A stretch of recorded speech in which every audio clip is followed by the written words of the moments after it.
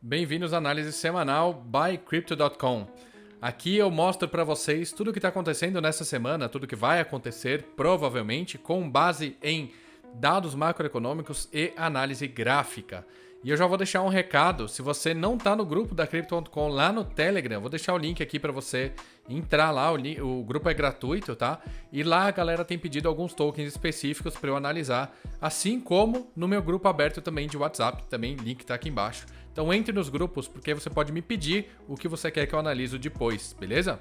Antes de entrar nos gráficos, eu vou defender uma tese que eu tenho levantado há um tempo já, que é a possibilidade de um super ciclo de criptomoedas. E o que acontece? Todos os mercados em algum momento tiveram super ciclos. A gente vai falar aqui especificamente hoje de S&P 500, né, que são as 500 empresas maiores do mundo, e ouro, depois do lançamento do ETF, tá? Mas todos os mercados, né, commodities, como petróleo, milho, soja e outros desse tipo, né, assim como moedas também, se a gente for olhar Forex, né, dólar, ien, libra esterlina, tanto faz, euro, todos eles já tiveram seus super ciclos e por que não pode ter um super ciclo agora no mercado de criptomoedas? E eu defendo essa tese por vários motivos, né? A principal deles é que o Trump, né, o presidente da maior economia do mundo, é super pró-cripto. Então é um cara que com certeza vai alavancar o mercado de criptomoedas por um bom tempo. E a gente vai ver isso agora graficamente em dois exemplos, como eu falei, o S&P 500 e o ouro. E depois a gente passa para as análises gráficas mesmo, tá? Em primeiro lugar, eu vou mostrar para vocês aqui um gráfico do S&P 500, que foi um índice que foi criado em 1957 pelo Standard & Poor's, que nada mais são do que as 500 maiores empresas do mundo. E como vocês podem ver, é um gráfico que só sobe nos últimos 50 anos, né? 70 anos desde a sua criação. Obviamente, tivemos alguns drawdowns aqui no meio do caminho e eu vou explicar para vocês os maiores deles, mas é uma variação, se você for pegar... Aqui ele está indo desde 1932, tá? Apesar do índice ter sido criado depois, este gráfico específico mostra também o passado, né? Quais seriam as 500 maiores empresas antes da criação do índice e de onde elas estavam, né? Mas vamos começar aqui, vamos pegar, dos anos 70 para cá, digamos assim, 75, que já acabou a Guerra do Vietnã, já acabou a Segunda Guerra, né? A gente já teve outras, umas 2 décadas aqui para recuperação da economia mundial, tá? Então vamos pegar desde 1974, ó, quando ele começa a encostar nessa linha de tendência de alta, até hoje nós temos uma alta de 9.000%. Então é uma alta absurdamente gigantesca. E obviamente, né, a gente teve esses drawdowns aqui no meio do caminho. Essa daqui é a média de 200 períodos, tá, pessoal? E a gente teve sim drawdowns no meio do caminho. Eu posso nomear alguns aqui muito grandes, né? Esse daqui, ó, depois da crise dos subprimes americanos, né, em 2008, final de 2007 aqui, ó, novembro de 2007, para 2008, a crise dos subprimes, a gente teve um recuo aqui do S&P 500 de 55%, tá? Mas isso não quer dizer que o drawdown do índice como um todo foi isso. Eu estou aqui numa escala logarítmica, né? Vou mostrar para vocês que o drawdown foi bem menor do que isso, tá?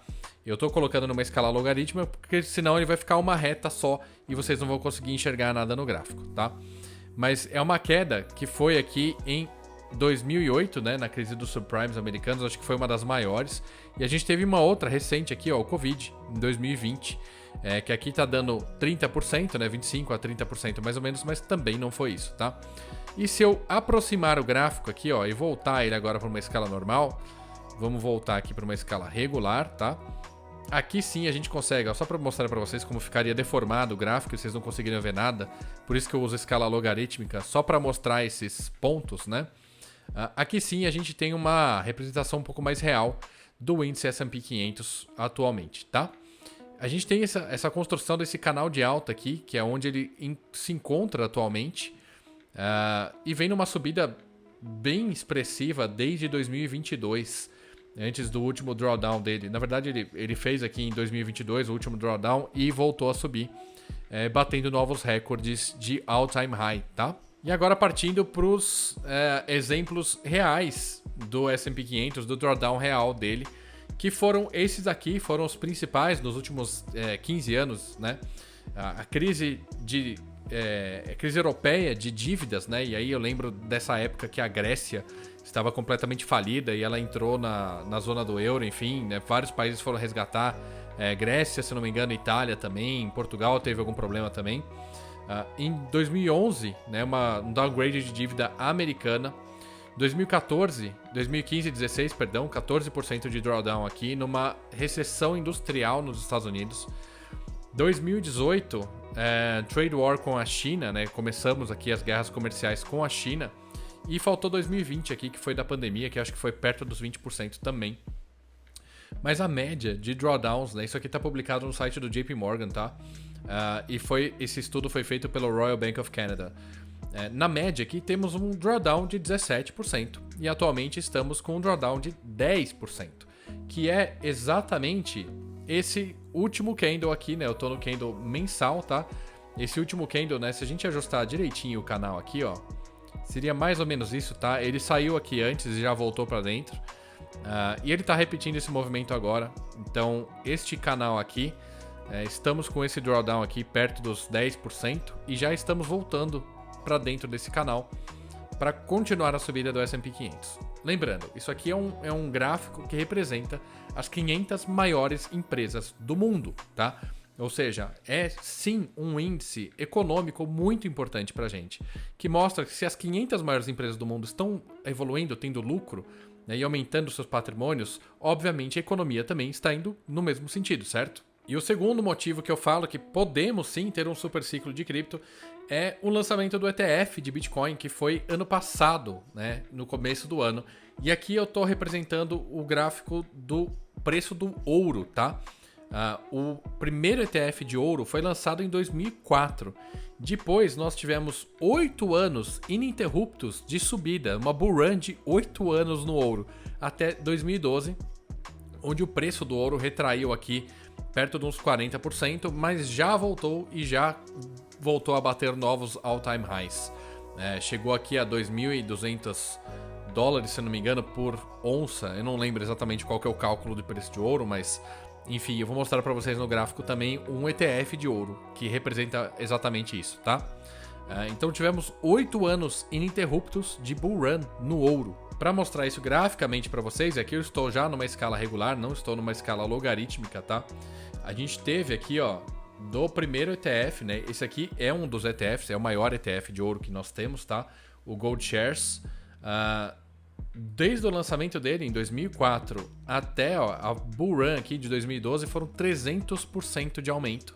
Depois tivemos sim um drawdown aqui, né? Uma recuperação onde o ouro ficou acumulando aqui neste caixote aqui de 2013 até 2019. Foram 6 anos de acumulação, né? E o ouro, obviamente, se comporta de uma forma completamente diferente do Bitcoin, tá? E daqui para frente, de 2019 até hoje, nós temos também mais uma bela de uma subida aqui, né? Deixa eu fazer até quanto que foi. Mais 115% de alta no ouro. Se a gente pegar desde o começo até hoje, nós temos 520% de alta no preço do ouro, tá? Esse ETF, ele é o maior ETF de ouro e ele representa bem o preço, né? Obviamente o preço não é esse é o preço do ETF, tá, pessoal? Como vocês podem ver, tudo tem o seu super ciclo e eu defendo que podemos ter sim um super ciclo no Bitcoin. Obviamente, vamos ter drawdowns no meio do caminho, isso não significa que o ativo vai entrar numa tendência de baixa, que é o que aconteceu na última vez, né? Quando batemos ali 69 mil dólares e voltamos para 15, tá? É uma queda muito acentuada, isso já desconfigura uma alta. E é interessante que se você pegar o gráfico, por exemplo, do S&P 500 lá no começo, ele fez exatamente o mesmo movimento. Ele bateu o all-time high, voltou quase tudo, bateu o all-time high de novo, voltou de novo e só depois ele começou a subir. Então, isso olhando num gráfico regular, tá? E não num gráfico logarítmico. Então, o preço dos ativos em relação ao tempo se comporta mais ou menos da mesma forma. Não podemos comparar 100% disso com o Bitcoin e com as criptos de forma geral, porque é um mercado extremamente novo. Então as pessoas ainda estão entendendo o que é, mas a gente já tem grandes governos, grandes economias e grandes empresas entrando nas criptomoedas. E eu acredito que o gráfico das criptos como um todo vai seguir esse padrão de alta infinita. E obviamente com drawdowns pelo meio do caminho. Mas ao longo do tempo a tendência é sempre de valorização, tá? Vamos então começar pelo Bitcoin, obviamente. O que aconteceu com o Bitcoin desde a análise gráfica que fizemos semana passada? O Bitcoin rompeu a nossa zona de acumulação aqui, esse caixote lateral, onde a gente ficou 115 dias mais ou menos aqui acumulando. Deixa eu até aumentar um pouquinho aqui para ficar mais fácil de vocês enxergarem. Tivemos essa grandíssima consolidação aqui, depois uma consolidação menor e o Bitcoin resolveu romper para baixo esse caixote. Essas consolidações existem as duas possibilidades, né? Obviamente, romper para cima ou para baixo. E o Bitcoin resolveu romper para baixo. Então o que acontece? Deste último fundo, dessa consolidação anterior aqui, na casa dos 48 mil dólares, a gente traçou essa linha de tendência de alta, que foi também rompida para baixo. E a gente quase chegou a encostar aqui nesta resistência, que é o topo do último caixote aqui. E isso não é uma coincidência, tá? Isso aqui é uma resistência do Bitcoin. Então o que a gente faz? Primeiro caso, a gente puxa essa linha aqui para baixo para ajustar ela, certo? E na análise gráfica de linhas, a gente sim ajusta as linhas para elas fazerem mais sentido, tá? Então agora, ó, até esse rompimento aqui ficou mais bonitinho, ficou mais encaixado. Esta vela aqui também ficou mais bonita e mais encaixada. A gente teve o rompimento da média de 200 para baixo, e isso não é um problema, porque se você for olhar nessa consolidação anterior, a gente rompeu a média de 200 para baixo algumas vezes e depois voltamos para cima dela. Já estamos quase voltando aqui, ó.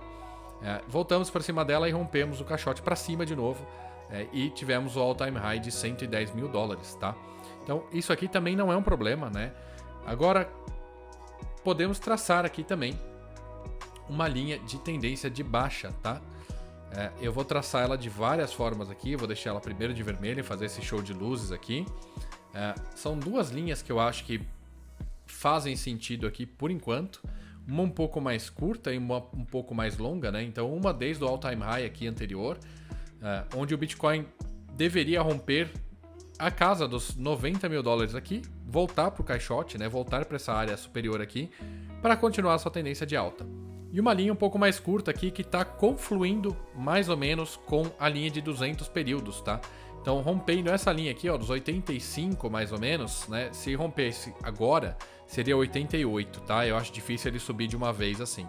Mas daqui a alguns dias talvez podemos romper de novo essa linha aqui e voltar na tendência de alta. Se a gente for observar, a gente pode até colocar aqui, ó, uma outra linha de tendência de alta que o Bitcoin está querendo respeitar, tá? Partindo desse fundo aqui de 76 até o preço atual, que estamos em 85 mil dólares, beleza? Outra coisa que eu gosto de mostrar muito aqui é uma confluência de fatores, no caso. Eu não gosto muito de usar Fibonacci, tá? Mas se a gente usar a retração de Fibonacci, primeiro eu vou explicar o que é. A retração de Fibonacci é um cálculo matemático para você saber qual que é a melhor zona de acumulação de uma moeda, de um ativo, né? Neste caso, em relação à subida dele. Ou seja, nós estávamos com uma subida específica e rompemos essa subida com esse drawdown atual. Com isso, a gente consegue usar a retração de Fibonacci para saber até onde ele poderia chegar e qual seria a melhor zona de acumulação para a retomada dessa tendência de alta, tá? Então eu venho aqui na minha ferramenta, retração de Fibonacci, pego do fundo anterior até o topo que tivemos do movimento antes dele ser rompido.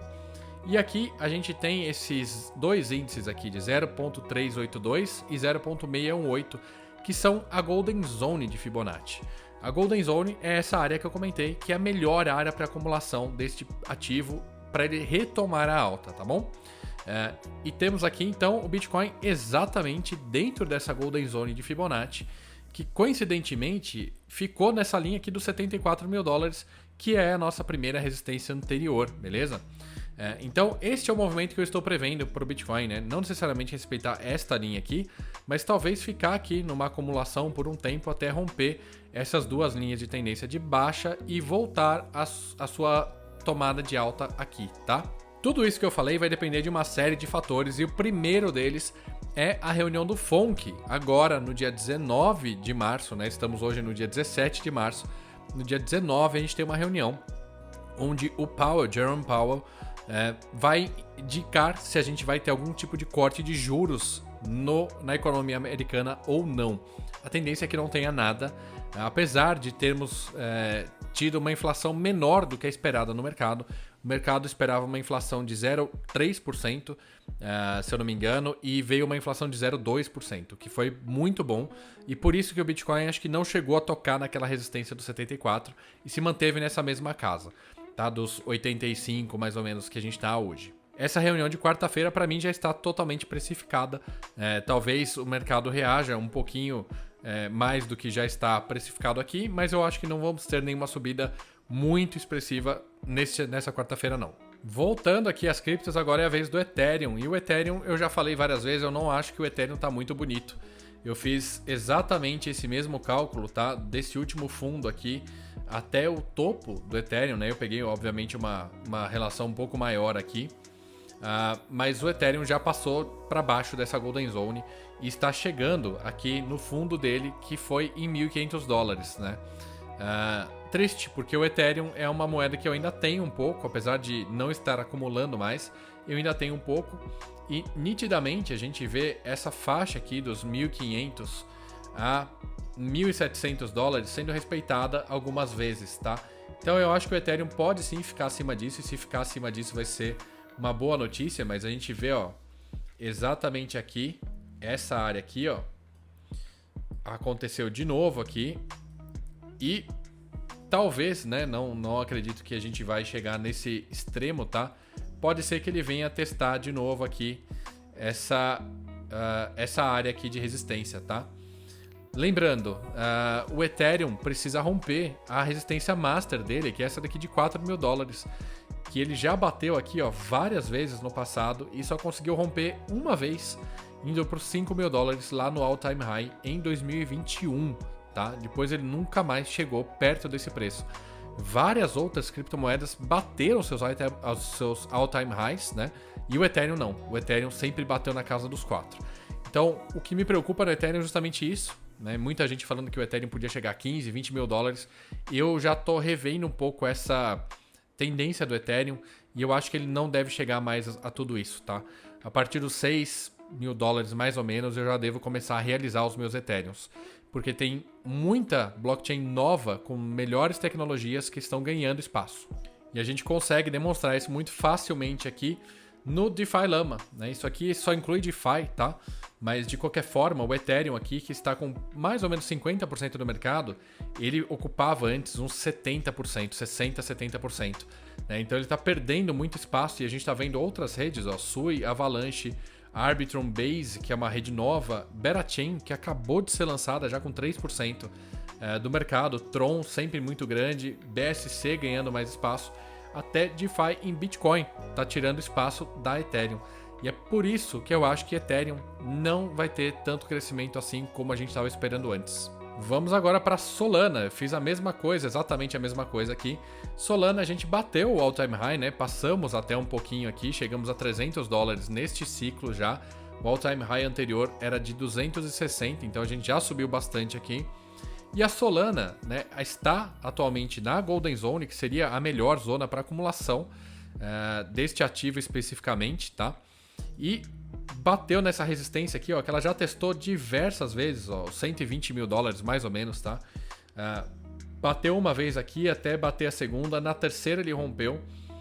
Isso neste ciclo recente, tá? Ele demorou um pouquinho para romper, mas ele voltou para testar uma, duas, três, quatro, cinco, seis, sete, oitava vez que ele está testando esta resistência aqui dos mais ou menos 120 dólares e está segurando muito bem. Isso aqui é uma ótima notícia para a Solana, que está se mantendo acima dessa resistência principal aqui, perto dos 120 dólares. A gente consegue colocar aqui do all-time high para cá uma linha de tendência de baixa, né, desde que a Solana começou a perder um pouquinho do preço. E isso aqui começou naquela fase da Júpiter, que deu coisas erradas lá no protocolo, enfim. Querendo manter uma alta aqui, ó, querendo já demonstrar uma bela de uma recuperação aqui. E a Solana tem uma resistência aqui, ó, 145 mais ou menos, 150 dólares para romper, para voltar a testar essa resistência do all-time high aqui e passar, beleza? Então esse é o caminho da Solana que eu tô tentando entender se faz sentido ou não por enquanto. Obviamente ela pode acumular um pouquinho mais aqui, né? Deixar essa linha um pouquinho mais deitada, algo nesse sentido, e vir romper aqui perto dos 140 dólares, tá? De novo, tudo vai depender do movimento do Bitcoin. Vamos para a Sui agora, que é também uma que eu gosto muito, fazendo mais ou menos o mesmo movimento de Solana, né? Deixa eu até ajustar um pouquinho essa linha aqui, ó, que eu estava em outra escala, né? Tivemos esse rompimento aqui perto dos 4,78 e começamos uma queda vertiginosa para baixo. E ela veio aqui testar essa resistência dos 2 e alguma coisa, tá? Entre 2 e 2,30 mais ou menos, é uma bela de uma resistência da Sui. Ela bateu aqui uma vez, 2, 3, 4 antes de romper efetivamente. No passado ela ficou por aqui, ó. Deixa eu até colocar uma outra resistência aqui. No passado a Sui ficou mais ou menos por aqui, na casa dos 2,20. E vocês podem ver que ela manteve, tá se mantendo aqui nessa resistência, né, nesse suporte agora na verdade. E também, ó, fazendo um movimento de alta aqui recentemente. Muito bonita a Sui. Provavelmente deve continuar essa tendência de alta, né? Talvez não tanto assim. É um pouco mais inclinado. Rompendo de volta essa resistência dos 2,40 aqui, ela deve voltar a subir. Romper a média de 200 de novo para cima e ir de encontro ao all-time high dela de 5,40, tá? Sui também tô bem... essas que estão segurando bem o suporte, os suportes anteriores, eu tô mais bullish, tá? Vocês viram que o Ethereum não segurou. O Ethereum foi totalmente para baixo. Sui e Solana, por enquanto, estão com um gráfico mais ou menos parecido, segurando bem as resistências anteriores. Vamos agora para uma que todo mundo me pede também, XRP. A XRP não está desenhada aqui, vamos desenhar, até aproveitar para desenhar junto com vocês. Eu acho que é uma boa oportunidade de vocês entenderem como eu faço os desenhos. Primeiro, linha estendida no all-time high anterior. E nos fundos, tá? Sempre coloco aqui para a gente ter uma noção de onde está o nosso ativo. E aqui foi onde a XRP começou a ganhar bastante tração, né? Na subida do ano passado, que coincidiu com uma série de fatores dentro da XRP. Eles ganharam os processos na Corte Americana, foram incluídos na reserva emergencial, na reserva estratégica de criptos dos Estados Unidos. Então foram vários fatores que coincidiram para que a XRP se mantivesse acima do all-time high anterior, de 1,40, e ela chegou a bater aqui, ó, 3,42, 3,43 mais ou menos, tá? Muito bonito o gráfico da XRP. A gente pode até fazer várias linhas de tendência de alta aqui, mas acho que não faz nem tanto sentido, porque ela teve uma explosão de preço muito grande. E ela se manteve muito bem nessas quedas, nessas últimas quedas, ela não perdeu tanto valor assim. E ela está nessa zona de acumulação aqui, ó. Vamos desenhar. Vamos colocar um retângulo aqui. Colocaria aqui, vou desconsiderar um pouco as velas, porque são movimentos explosivos, talvez de manipulação, né? Mas ela deve ficar nessa faixa aqui, ó, dos 2,12, 2,10 mais ou menos, até os 3,45, que é o all-time high dela. Por algum tempo, né, acumulando, faz parte, ela subiu muito rápido, então muita gente deve estar realizando lucros e prejuízos aqui e começando a operar dentro desse caixote. Então, quando ela romper, né, quando ela voltar a subir aqui, ela tem que romper essa tendência aqui para continuar subindo, e eu acho que a XRP vai fazer isso, tá? Então, se você tem hold de XRP, eu acho que vale a pena manter sim, porque ela está muito, muito bonita. Ela está mantendo aqui, ela só precisa voltar a romper essa resistência, que eu acho que ela deve romper muito fácil depois que o Bitcoin voltar a subir. Agora eu vou voltar um pouco no alfabeto e vou mostrar uma que eu tô com um trade aberto, que é a Arkham. A Arkham rompeu uma linha de tendência de baixa um pouco mais curta, essa daqui, ó, que eu tava monitorando, né, desde esse ponto aqui dos 1,50, quando ela começou a cair bastante. Ela caiu desde os 2,70, mas ela se manteve aqui, ó, mais ou menos respeitando essa linha de tendência de baixa, rompeu uma resistência importante aqui para baixo. E eu entrei no rompimento desse candle aqui, tá? Lembrando que eu tô nos candles diários. Eu tô fazendo trades agora um pouco maiores, então a gente já tá com um belo de um lucro aqui. Eu entrei um pouco antes até do rompimento, né? Acho que eu tinha uma outra linha aqui também. Deixa eu ver. Talvez essa daqui. Eu acho que era mais ou menos aqui, sim, eu tinha uma outra linha. Perto disso, eu acho que eu entrei por aqui, tá? Nos 52, 53, mais ou menos. Estamos agora nos 55 centavos de dólar. Mas a Arkham tá respeitando bonitinho essa linha de tendência de alta aqui, né? Já rompeu a primeira linha de tendência de baixa, a segunda, e está indo em direção à terceira. Ela deu uma explosão aqui no preço, né? Logo no primeiro rompimento, e chegou a 70 centavos, tá? Eu não realizei, eu voltei o preço para cá, né? Meu stop tá aqui embaixo, tá? E tô segurando. Eu acho que ela vai segurar e vai chegar talvez aqui perto dos 90 centavos de novo, até tomar uma decisão do que ela vai fazer. Esse trade de Arkham especificamente eu mandei lá no grupo do curso, e algumas pessoas realizaram aqui nos 70 centavos de dólar, fizeram 300, 400% do rompimento aqui, que foi mais ou menos aqui nos 55, 56 até os 70, tá? Então muita gente ganhou bastante grana. Se você não tá no curso, você deveria reconsiderar isso, porque eu passo esses calls lá dentro somente, tá? Outra que eu passei pra galera que tá lá no grupo da Crypto.com e no grupo do curso é essa daqui. Essa daqui vai ficar de graça pra vocês, só tem na Crypto.com. É uma moeda que por várias vezes, ó, ela fez esse primeiro movimento de 350%. Depois ela subiu daqui até aqui, foram 311%. Ela voltou tudo e daqui até aqui foram 770%. E talvez ela esteja, né, prestes a fazer esse movimento de novo, de subir aqui uns 800%. Talvez, né, ou talvez um pouco menos, não sei. Mas pelo sim, pelo não, é uma moeda que parece que tem alguma manipulação forte, né, em alguns meses aqui. Não tem nenhum padrão específico, tá? O primeiro aconteceu em dezembro, quando ela foi lançada. Depois, em fevereiro e março de 2024. Muitos meses de queda. Em novembro de 2024, né, quando a gente teve aquelas altas das criptos, ela subiu 700%. E, de novo, aqui, né, não sei, talvez abril, maio, a gente consiga ter uma alta representativa nas criptos. Eu acho que ela pode sim fazer o mesmo movimento. Então, eu já estou posicionado aqui na CRO-ID, esperando um rompimento aqui, né, desses últimos, talvez, esses últimos movimentos um pouco menores aqui, mas para entrar um pouco mais pesado, mas já estou posicionado para não perder. Acredito que ela pode sim subir uns 600% aqui, tá, pessoal? Agora uma meme coin para vocês, né? Tô no gráfico diário aqui da Lion. A Lion é uma meme coin recente lançada na rede da Cronos. A gente consegue fazer aqui algumas linhas, talvez, de tendência de alta, tá? E ela continua assim, uma tendência de alta bem bonita. Ela teve essa consolidação aqui nessa linha, mais ou menos aqui, ó, dos 16 centavos, tá? Ela tá 14 alguma coisa agora, mas eu acho que ela pode voltar a romper agora, né? Em breve, essa linha aqui e continuar subindo, tá? Ela ainda não tem média, né? Porque eu tô analisando aqui o gráfico diário, mas se a gente colocar talvez no gráfico de 4 horas, vamos ver. Eu passaria essa linha aqui pra cima.